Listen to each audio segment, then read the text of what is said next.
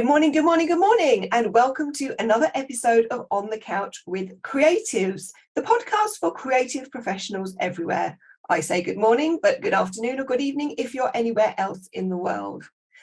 As you know by now, Creatives is a private networking group for creative professionals across the globe. So, without any further ado, I'm Melanie Perry. I'm Julie Hyde-Mew.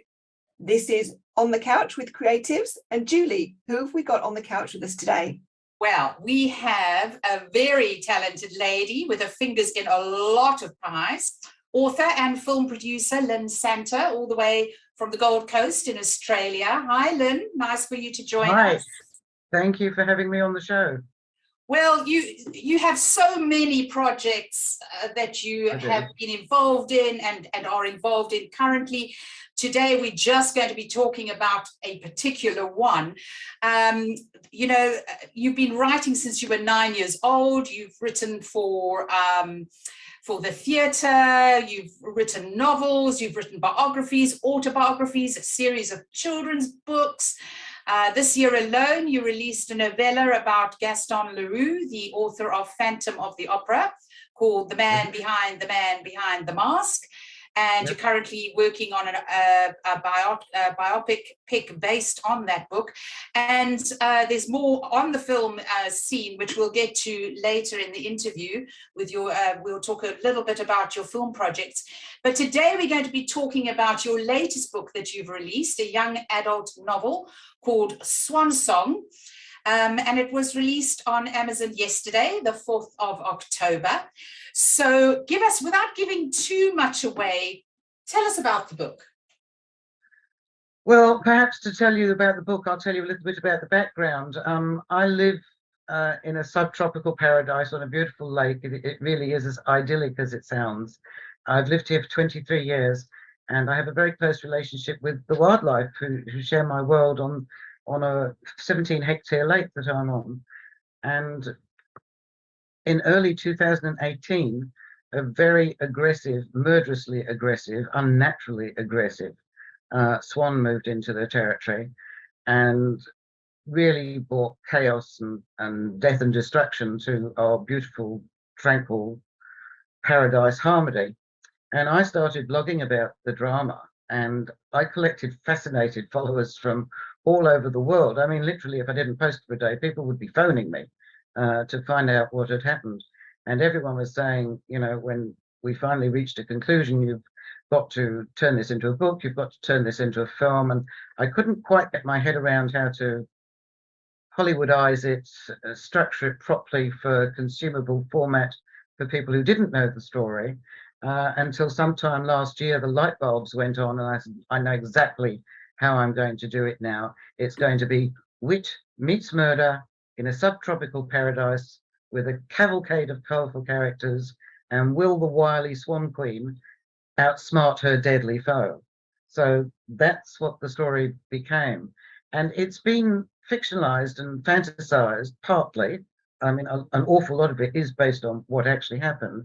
It's been completely anthropomorphized, but it's largely based on what did happen. And I've structured it in such a way that there are themes that resonate with events that are happening in the world today. It's really delightful. I got my copy. I pre-ordered it. I have the last chapter to go. So the final battle, I still haven't read about that yet. So I'm looking forward to that. It's delightful. It reminds me of Watership Down, you know, except it's not about bunnies. It's about the swans and all the wildlife that you have in your lake. It's absolutely charming, absolutely charming. I really wish you all the success, really, that it deserves. Thank you. These are words I'm hearing a lot: charming, enchanting. You know, it's full of humor and drama. And I'll tell you, if you haven't read the final chapter yet, the advanced readers of the book, who were aged between 11 and 87, nobody saw it coming. Oh, really? So there's a big surprise. Everybody's breath away. Yeah. And I actually, when I started writing the book, to be perfectly truthful, and this is a big no-no, because you really should know where you're finishing the story when you stop the story, and I thought I did. But about halfway through, I just got a flash of inspiration And I went rushing into my beautiful 87-year-old mum, who named some of the real life characters whose names have translated into the book. I said, I know exactly how I'm going to finish this, and it's going to be this, this, this, and this. And she went, wow, that is brilliant. And that's what we've done. And so far, and I hope you and other readers in the future agree, everybody has just said this, it's a wonderful end. Well, Oh, tell us a bit more about the characters, because Melanie hasn't read the book yet. I only got the copy that we ordered a couple of days ago, so she hasn't had a chance yet. Well, the main character is our swan queen, Serena, a swan that I had a personal relationship with for over 15 years. She was, as the name suggests, serene, elegant, very, very intelligent. And the thing is that swans are a lot more complex and intriguing than anybody understands. Most people who look at a swan think it's beautiful, it's elegant, it's serene. But there, there are some very interesting personality traits. I mean, every single one of them has a very individual personality. And there are very interesting instinctive traits in this particular species. But Hannibal broke the mold. He's the bad guy.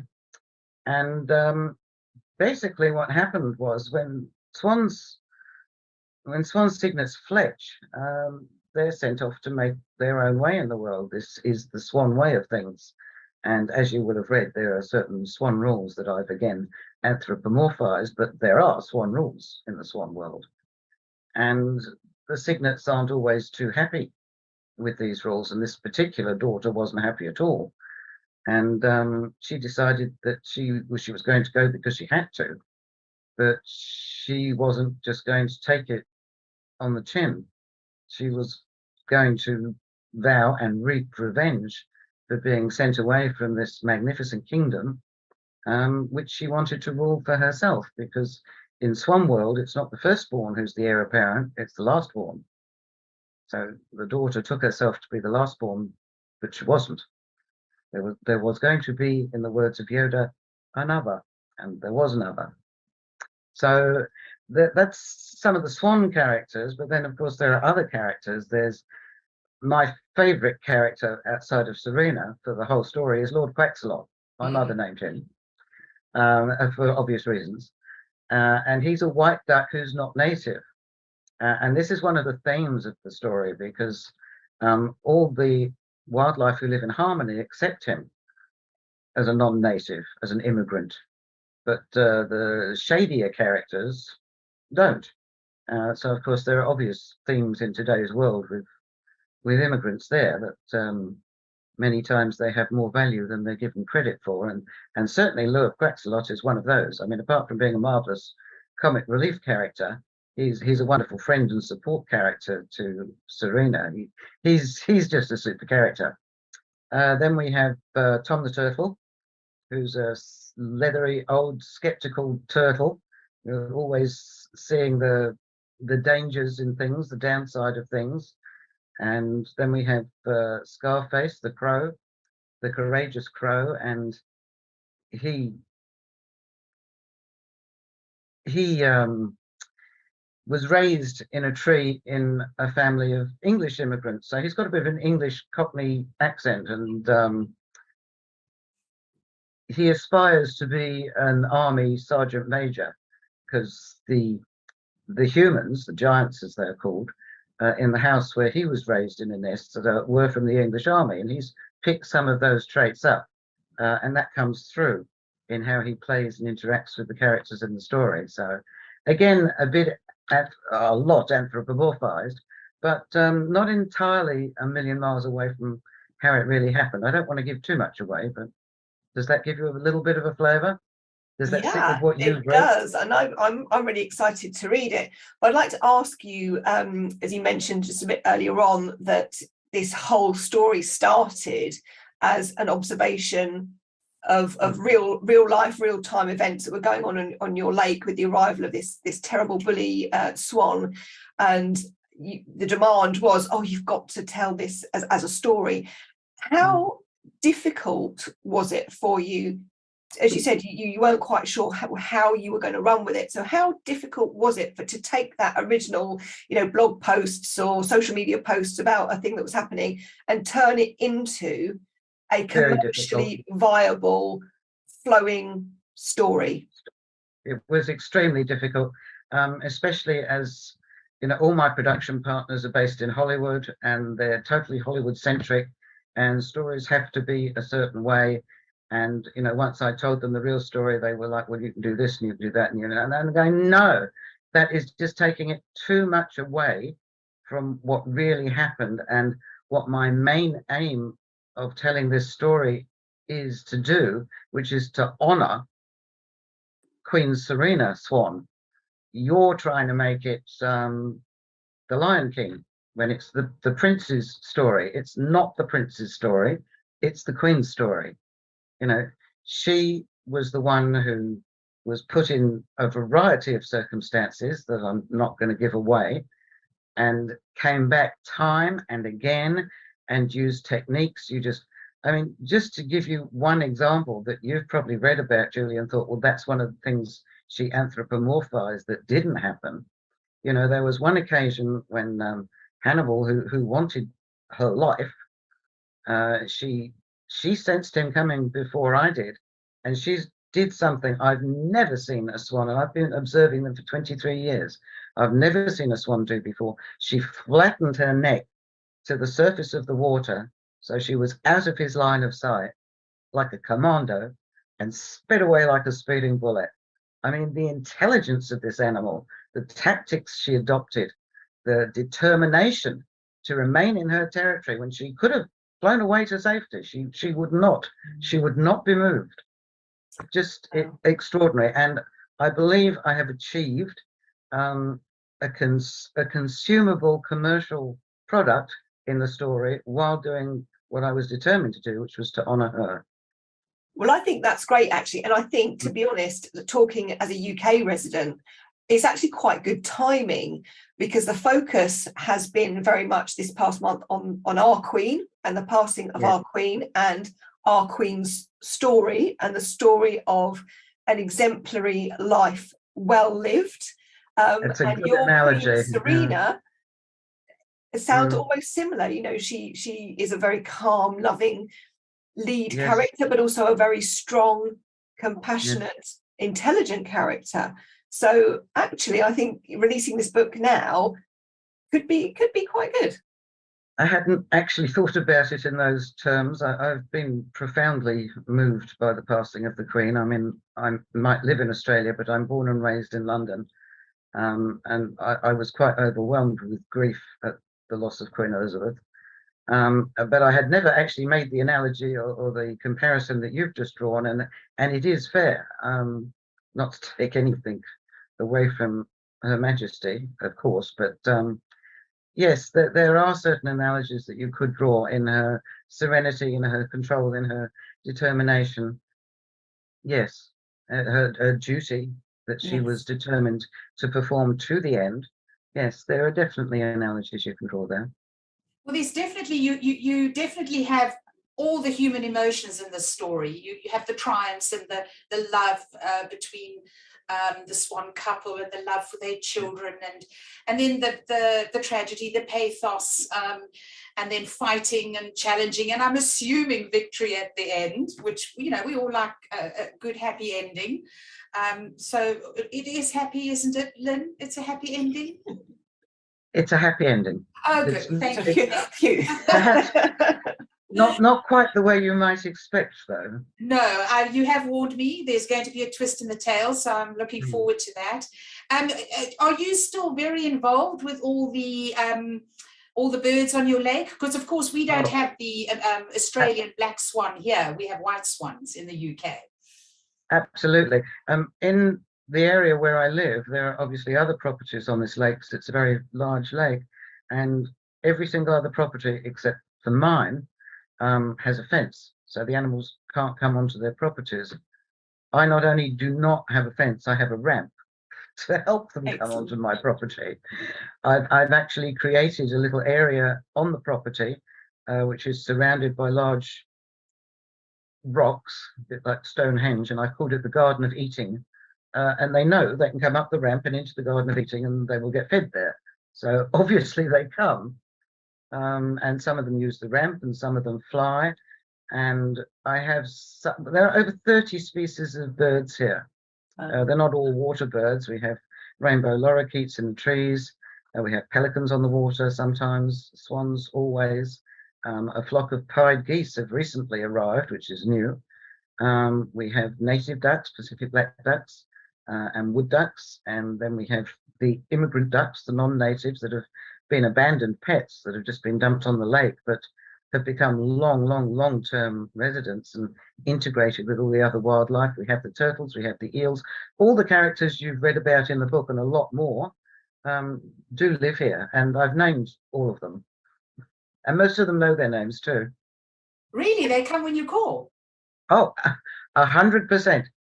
When I call a swan or a duck or whatever by name, yeah, they don't even have to see me. If I walk out the door and call them, you can see their little heads pop up. Oh, Garden of Eating, here we go. Yep, they know their names.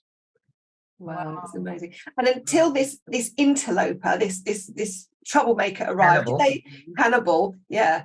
Did they all get on prior to that? You didn't have any major disasters? Really, they did. I mean, one of the really fascinating things, we have a species we haven't mentioned so far called purple swamp hens. Now, they're really miniature velociraptors. I mean, their claws are like my fingers, at least like my fingers. But even though they're water birds, their feet aren't webbed. They have got formidable claws and formidable beaks, and they swarm. Now, Serena and Hugh, there's a big island in the middle of the lake, and I've called it Swamp Hen Island. I called it Swamp Hen Island in the book. Now everybody around the area calls it Swamp Hen Island. Actually nested on Swamp Hen Island. And when Hannibal arrived, so they got along with those swans perfectly well. When Hannibal arrived and went near Swamp Hen Island, the swamp hens attacked. So it wasn't an anti-swan thing. It was an anti-Hannibal thing. Animals know. They knew this was a bad seed, and they chased him away, and they weren't messing around either. It was really fascinating to watch. And was that the end of Hannibal? Sorry, Melanie. Sorry, was that the end of Hannibal? Did he go after that, or did he come back? Oh no, Hannibal was bigger and stronger and meaner than any other animal on the lake. It took a lot. I'm not going to give you any more than that, but it took a lot. Yeah. Well, you've obviously got all these wonderful characters, and you mentioned the Lion King earlier, with, of course, all those different animal characters, which people just love. I mean, what is it, 20 years now, and people still love that story. So now tell us about... A lot of people are calling it Lion King with black swans. A lot of people are calling it Lion King with black swans, but it isn't, because that was the prince's story. This is a completely different kind of story, but it has that potential. I mean, I have a dear friend, Richard Loring, who's the creator of African Footprint, which has been a phenomenal stage sensation around the world. So he knows what makes a hit musical. And I think you know that I'm involved with Priscilla Presley, and she wants to executive produce an animated musical film based on this book. And they can see that it might not be a Lion King, but it has the potential to be that sort of commercial success. In terms of stage musical, animated musical film, merchandising, gaming, all of those sorts of things. The book that's just out now, we hope is just the start of all of that, because we really can see that potential in it. And with that, it's obviously going to feed into my other more philanthropic projects, which we can talk a little bit more about later. So it's not just about feathering my nest. Oh, every pun intended. It's about helping animals all over the world, but we'll get on to that a bit later, perhaps. I can see a bit more about this musical film that you are developing with Priscilla Presley, because this will be the third collaboration with Priscilla, won't it? Yes, and the third collaboration musically with the Mzansi Youth Choir in Soweto. So Priscilla and myself and a whole team of people, including the Mzansi Youth Choir, which is an interesting story in themselves, worked on my two very hard-hitting, serious wildlife documentaries about the trophy hunting industry. Now, just to touch on the Mzansi Youth Choir before I get too deeply into the documentaries, this is a group of children who were plucked by a very visionary man out of the slums of Soweto, many of whom had no parents, most of whom had no inside toilet facilities, some of whom had to take turns on which day they would eat food. You know, it was that sort of environment, but they had the God-given gift of music. And he plucked them out of this situation and trained them to the point where they have received standing ovations in the Royal Albert Hall. They have performed with superstars as diverse as from Andre Bocelli to Beyonce, and one of their main composers is Grammy nominated. And he, in fact, has already written one of the songs for Swan Song, Serena's own song. And considering he has never been to Australia or my home or met the animal, he has just based this song on what is read that I've written. And Priscilla, who does know the Swan personally, and my mother and myself, when we heard this music, we just got goosebumps. How did he get it so right?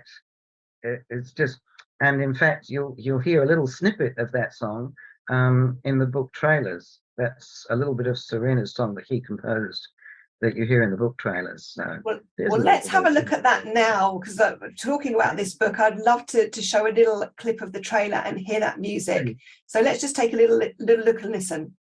From best-selling author and internationally acclaimed filmmaker LYNN SANTER comes a tale of love, treachery, sacrifice, and survival in the secret life of swans. Set in a subtropical paradise, the reigning swan's ambitious daughter refuses to accept the ways of her kind, setting a chain of events in motion where hearts are broken, friendships are challenged, and lives are lost. A colorful community of characters share in this journey of self-discovery.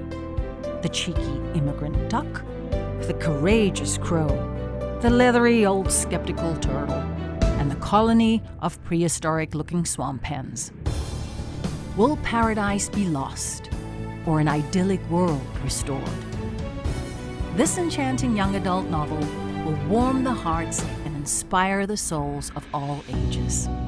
Available on Amazon now.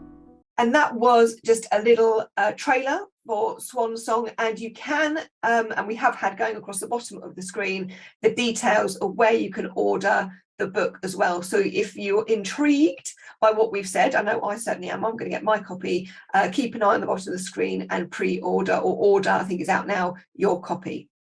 Yes, you can search the title of the book, Swan Song with my name, LYNN SANTER, not like the jolly man in the red suit. So not to be confused, because there are in fact a lot of books out called Swan Song, so please don't confuse it with other same or similar titles by other authors. Make sure it's Swan Song by LYNN SANTER. Yeah. Only on Amazon, exclusively only on Amazon. And we can see the picture behind you there as well, Lynn, so we can get familiar with what the title looks like. But I think there'll be a few people ordering that after our chat today, because it sounds marvelous, and I can certainly see. I mean, I used to work for Disney, and I can see an epic. I've got lots of things going on. I thought, yes, that could definitely be the next kind of Lion King. So a cross between sort of Swan Lake and the Lion King, and I think with it's very Disney-esque. Yeah, it is, and with the focus on the woman, I think definitely I can see. Well, actually, musically, there's one scene in it that I don't think Julie's got to yet, that I think we have to use the fight scene from Swan Lake, Tchaikovsky's Swan Lake, for that particular scene. And I actually deliberately, to put it in the minds of whichever producer ends up getting hold of it, you have to use that piece of music in that particular scene. You can't use any other music there. It's got to be Tchaikovsky's Swan Lake, just there. Yeah. So anyway, hopefully that's how it will play out. But it's just literally made for it. Yeah. Well, what I said at the beginning of our chat, Lynn, is that you've written so much. You've written a children's series, you've written for the theatre, you've written novels, a trilogy. What are your top 3 tips for authors and writers? Because you've been writing your whole life. You must have some tips that you can give people from your wealth of experience. Well, obviously the passion is innate. You can't teach anyone to have the passion, but you can teach them discipline. So my first tip would be, you have to have the discipline and you have to write every single day. So set yourself a time. And for my writing day, the first half of the day is actually reading over what I've written the day before, because invariably you find things that could be better, or places you've made mistakes, or it sparks an idea for something that you've set up that you hadn't thought about paying off properly. But the discipline is, you have to make the time that you will write every day and reread every day. And set yourself a word count. If it's, 500 words, 1,000 words, 5,000 words, whatever it is for you, set yourself a word count every single day. So my number 1 tip would be discipline. My number 2 tip, and I've done this with every story I've ever written, fiction or non-fiction, no matter the genre, is live the story through the eyes of the main character. Now that might sound impossible, but believe me, it isn't. And you have to see and think and feel and smell and hear everything that main character. I once wrote a non-fiction book about a man who climbed Everest, and I climbed every inch of that mountain with him. I would come out of my office exhausted at the end of the day. But when he read what I had written, and I can assure you I have never climbed Everest, he wept. He said, "How could you possibly know? That's what I was thinking. That's what I was feeling. That's what I was seeing. That's what I was smelling. That's what I was hearing." It is a bit of an art form, but it also is a discipline. It's an art as much as a science, to live the story through the eyes of your main character. Your writing will improve immeasurably if you can do that. So that would be my second tip. And my third tip would be, never give up, never give in. Whoever tells you you can't do it, prove them wrong. Yeah, I think that's a wonderful one. And we had another author on the couch quite a few months ago now, and she has got a 4-book deal or 8-book deal with Mills and Boon. And she read Mills and Boon stories when she was a teenager and just fell in love with that whole sort of romantic historical novel genre, and she was determined that one day she was going to be a Mills and Boon author. And she told us that she'd been submitting scripts for 20 years before she finally got signed, but now she has. As I say, she had a book accepted, then she got offered another sort of a 4-book deal, and she's just been offered another 4-book deal, and it's really paying off. So absolutely never give up. Just keep going, honing your craft, learning, take on board the feedback, and keep going. I think it was Audrey Hepburn who says, "Nothing is impossible. The word itself says, I'm possible." Absolutely. Well, it's not just as an author that you are famous. You also are a filmmaker, and you've done documentaries as well. And of course, your whole documentary on trophy hunting, or 2 documentaries on trophy hunting, is something that we need to discuss at a later stage, because it deserves a whole episode of On the Couch just on its own. But give us a little taster about what it's all about. Well, the Land of the Free project really began over 20 years ago as well. I mean, and it has taken me that long to get them to where they are today, which is now internationally award-winning films. And you were at the premiere of the last one, which was in the House of Commons in June. Yes. And it all began when I was organising a glitzy fundraiser in Australia. And my very good friend Tippi Hedren, who's been involved with big cat conservation for well over 40 years now, she's 92 now, bless her, Tippi, was coming out to front the event. And I received a message from a woman in Zimbabwe I had never heard of, about a dreadful situation that was being driven by a particularly wealthy group of American hunters that had used means to find ways around prevention of cruelty to animal laws to perpetrate some particularly heinous forms of hunting. And it began way back then when I decided I was going to get involved, and I wrote Tippy in, and I hired some former Special Forces commandos to plan an undercover mission. This was over 20 years ago. And we had all sorts of obstacles thrown in our path, death threats, lawsuits. Merrill Harrison, who was the chief inspector with the Zimbabwe SPCA back then, literally faced the pointed end of an axe more than once. Her brother was beaten to death. So these people were not messing around at all. So we faced some pretty serious obstacles. But eventually we brought out a series, 2 now, films, and we have joined forces with some phenomenal people around the world in this latest film, including Virginia McKenna from Born Free, Dr. Dame Jane Goodall, President Ntseretse Khama from Botswana, Her late Majesty the Queen even appears in the last film, along with Priscilla, of course, and Tippi Hedren, and Cliff Simon, who was Lord Barr in Stargate. He narrates the first one and appears in the second one as well. And we are really exposing, as nobody has ever been able to and or dared to before, facts, not opinions, not suppositions, provable, demonstrable facts of subversion, disinformation, and phenomenal amounts of money that are thrown at lawmakers by the trophy hunting industry to preserve what they see as their right to slaughter endangered species for nothing more than pride, pleasure, and profit. And we are going to stop it. It's a very sick and a very lucrative trade or industry. It's awful. Both, yes. Awful. Yes. I think it's very, very clear your passion for wildlife and passion for conservation, not just through your beautiful book Swan Song with your wonderful observations of your beautiful, on the lake of your beautiful home, but also the more serious and hard-hitting topics, because, you know, it is a hard-hitting topic.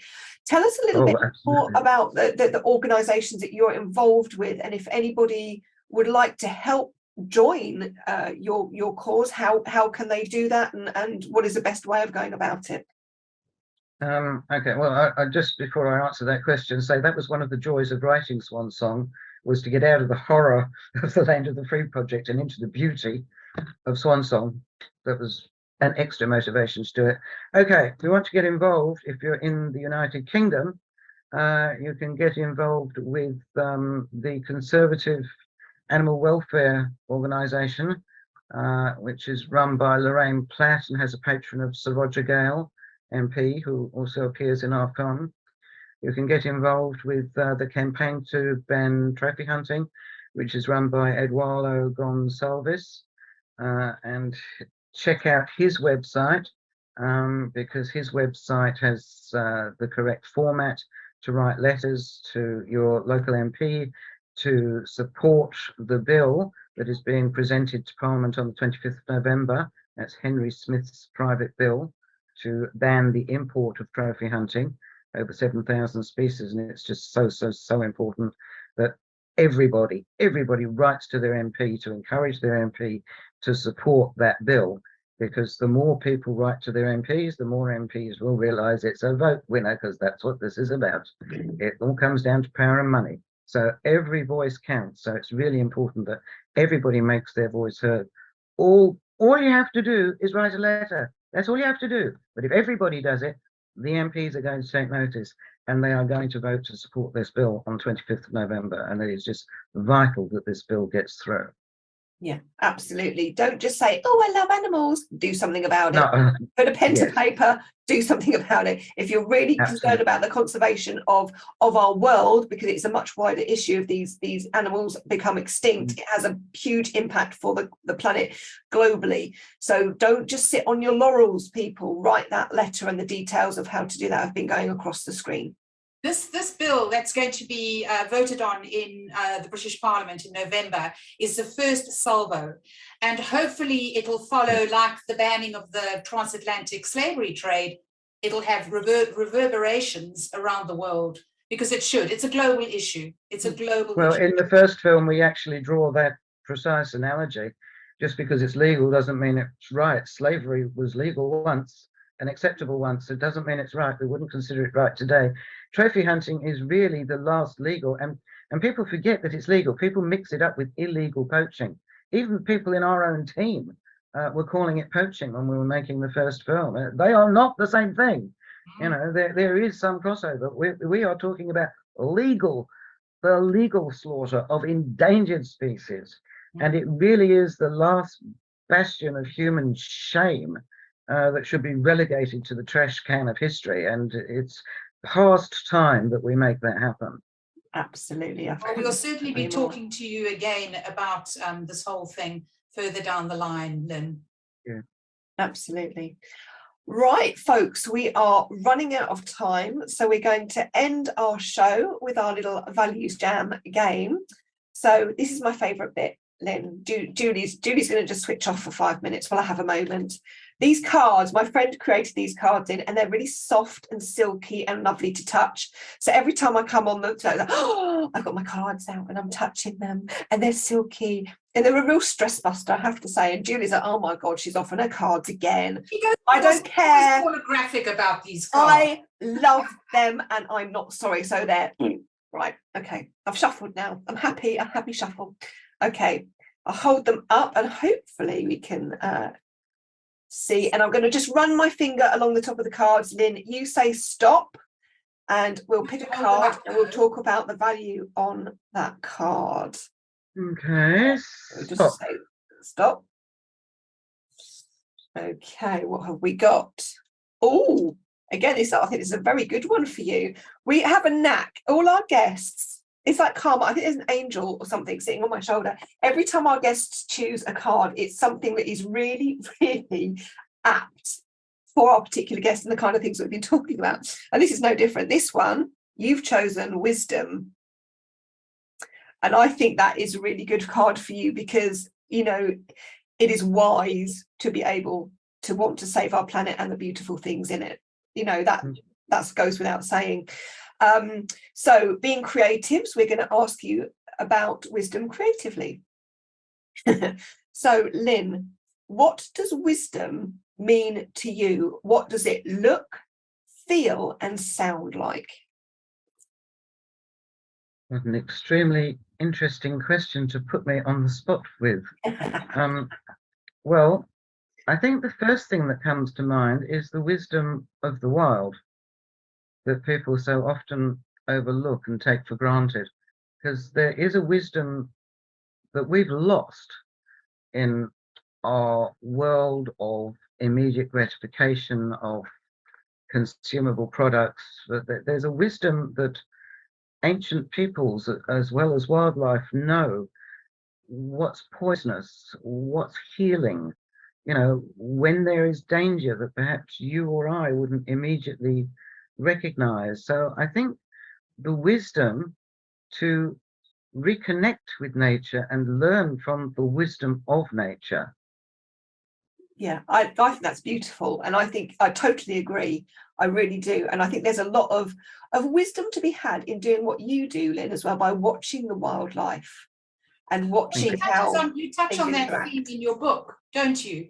I do, yeah. Yeah, that's everything is interconnected, and the survival of all the species depend on each other, even their enemies.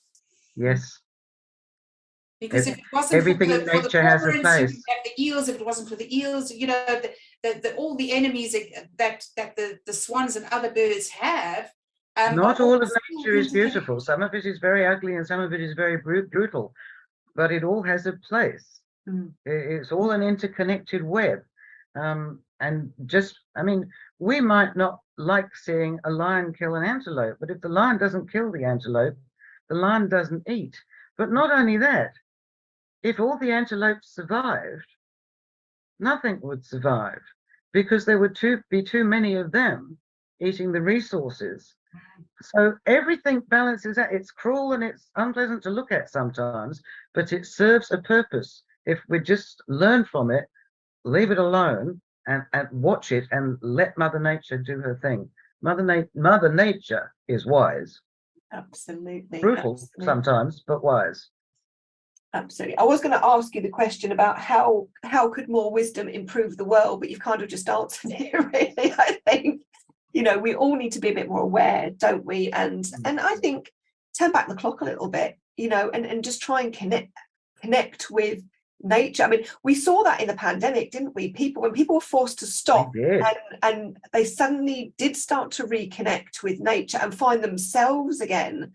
But how quickly that's turned around. Nature started to reclaim itself a lot around the world as well.